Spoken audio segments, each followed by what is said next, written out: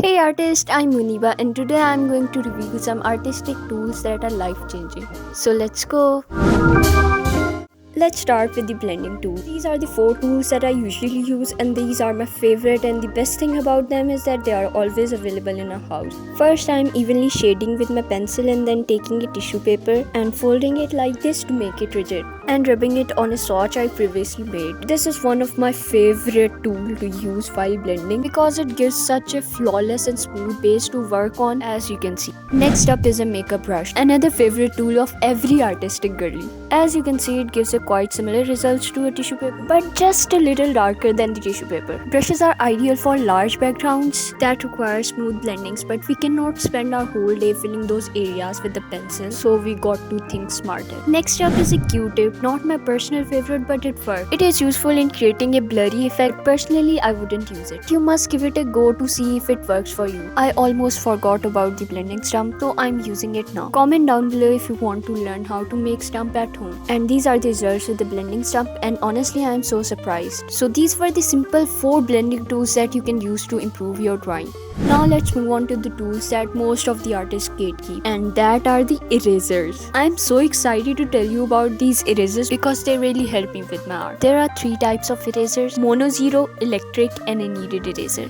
Let's start with the mono eraser. It's quite similar to a mechanical pencil and you can add refills, so it's automatically reusable and eco-friendly. They got a fine and rigid tip that helps in creating intricate details and textures. As you can see over here, it's really helpful in creating textures like skin and hair. And if you are looking for art products to invest in, then this is a gem. You can sharpen and clean the tip by rubbing it on a sandpaper. This really helps in improving the usability of mono eraser. You can see how sharp the strokes are after I use it on a sandpaper. Next tool is the electric eraser. It works with the batteries and the tip of it rotates when we press this button, which helps us achieve brighter highlights that we cannot simply get with a mono eraser. Unlike mono eraser, it also got refills, and I must say it is also an incredible investment in your art.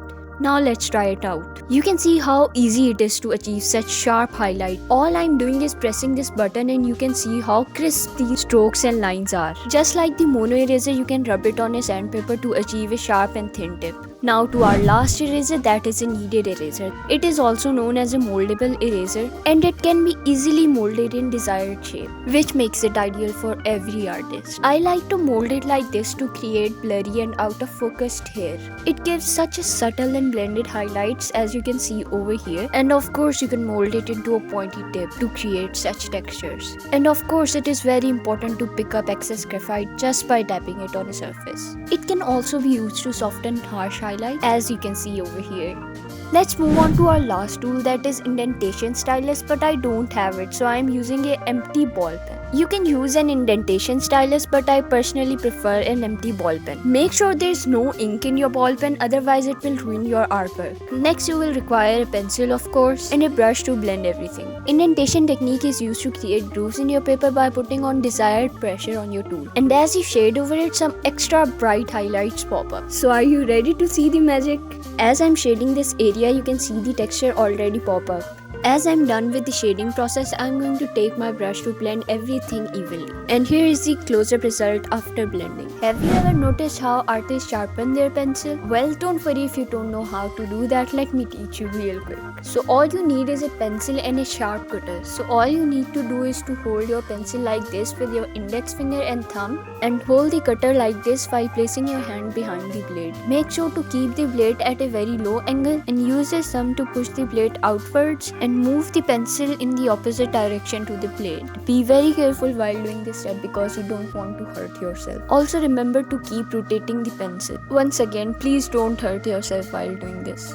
Okay, so the sharpening is done. Now all you need is a sandpaper. Now rub the tip of the pencil on a sandpaper and keep rotating the pencil. Look at how sharp the tip of the pencil got, and I'm very excited to see this. Now to the fun part. While we were scraping our pencil on the sandpaper, we created graphite powder, which can be used with a brush to create background and smooth shadings. All you need to do is to dip your brush into graphite powder and blend it using a circular motion. And here you have it, your own homemade graphite powder. I hope you enjoyed this video and share the tools you want me to discuss in the next video. Till then, bye bye.